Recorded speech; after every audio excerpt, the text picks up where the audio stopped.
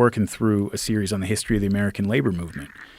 And, you know, people today think of teachers' unions and corrupt big labor organizations and so forth. But to me, the American labor movement, the first part of it, it's America's best story, in my opinion. I mean, because, you know, you go back to the 1880s, 1890s, or I did one on the Battle of Blair Mountain in West Virginia when 11,000 coal miners who were just being brutally exploited by the mining companies and their mercenaries.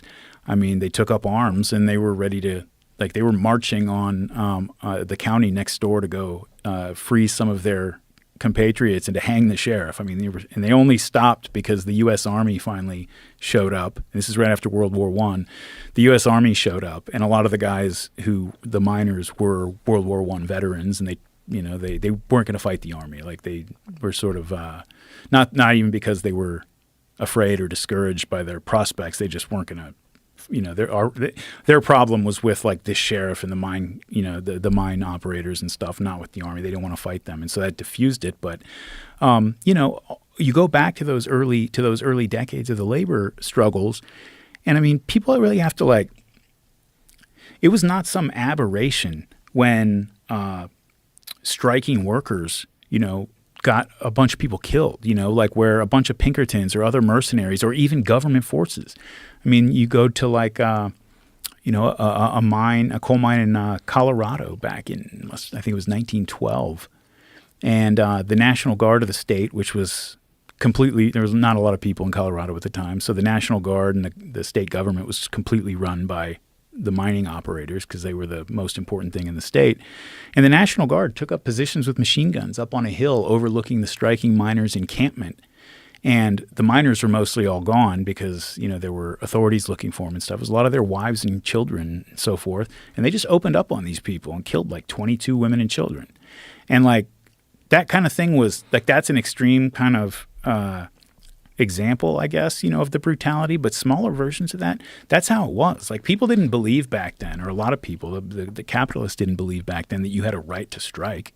Today we're like, yeah, if you don't want to go to work, you don't have to go to work. And if you all do it together, that's a strike. Like, you know, of course people can do. That's not how they thought about it back then. You know, they thought they thought of a strike as like a form of sabotage. And so the authorities would be brought in, mercenaries would be brought in to, like, deal with these people. And you're talking about, like, people think of, like, socialists today or something, when, like, right-wing people, I really try to get this across to them that, like, today you think like a left-wing socialist or whatever, and you think like a blue-haired college student who's screeching to you about this, that, or the other. Back then, you know, you're talking about guys who, and women too, actually, in certain cases, but guys who spent 12 to 14 hours a day turning a wrench or swinging a hammer. And then after that, then they go to their meetings, you know, and they get home to their family and they sleep for 4 or 5 hours, that, you know, in a basement 2-room apartment that's got mold growing on the walls, and they have a bowl of cabbage soup with their 4 kids that live in this horrible place. And then they go back and do it again the next day. These were, like, working people who were, I firmly believe, if it was not for their sacrifices, we would all still be working under those kind of conditions. Like, the capitalist class, and I'm not trying to sound like some kind of a, you know, Marxist or something. I'm just, you know, that's what they were. Like, they were not going to compromise with the people unless they were forced to. And those people, you know, they went out on the picket lines. They fought. They died, you know. In fact, you know, if you go up to a little bit later in the early 1900s, you know, probably the thing labor unions are most famous for these days is, like, the corruption, the mob involvement, and so forth, labor racketeering. And that kind of got started in the early part of the 1900s. But the interesting thing about it is the way it started was, you know, the owners of the businesses, they were hiring, like, real thugs. I mean, the Pinkertons, the different groups that they would hire, they would get people just out of prison, you know, violent people, war veterans, and they would send them against the striking workers, have them spy on the workers, have them kidnap, like, guys who were trying to kind of get people into the union and so forth and get rid of them. You know, this kind of thing was happening. And so the unions started to say, well, we need some muscle too. And so who's the muscle? Well, if you got a bunch of, like, Irish and Italian guys working on this dock, the toughest guys they know are the gangsters. And so they'd be like, we'll pay you. We need you to defend us from, make sure that we don't get our teeth kicked in by the Pinkertons. And so they would do that. And, they ran into the trouble that, it always presents itself in situations like that is the people you hire to come in as muscle start to look around and be like, why do we have to take orders from these people again? Right.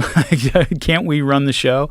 And that kind of started to happen. You started to get these, the unions that were racketeering or organizations. And so, these are things about, history is extremely messy.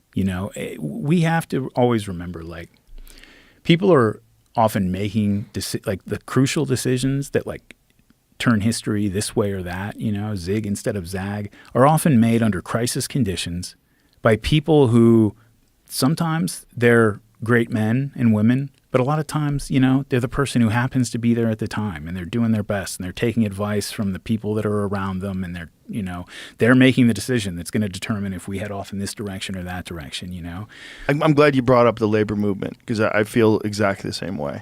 And knowing the history of the way people striking were treated and what could have happened had they not been successful.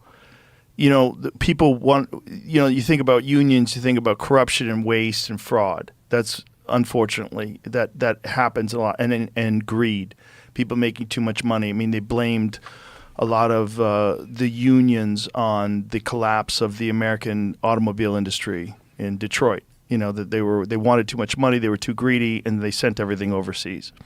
And then, the whole Flint, Michigan thing, Michael Moore's documentary, Roger and Me. It's one of those things where, unfortunately, we look at negative aspects of it, and we don't have a full perspective of where we would be without that. When the powerful, and this is what everyone's afraid of on the left, and rightly so, when the powerful have so much and their resources are so vast that they can control everyone else and that they could stifle your ability to earn an income. They could siphon off all your money. They don't have to pay taxes. They fuck everybody over and they just want more and more and more. And it's a blight on society. And I think we both agree there's some sort of a comfortable middle ground. So I don't believe socialism is a way to run a country, but I do think there's socialism aspects of our country that we can't ignore, powerful and important. One of them that I bring up all the time is the fire department. Fire department is a totally socialist idea.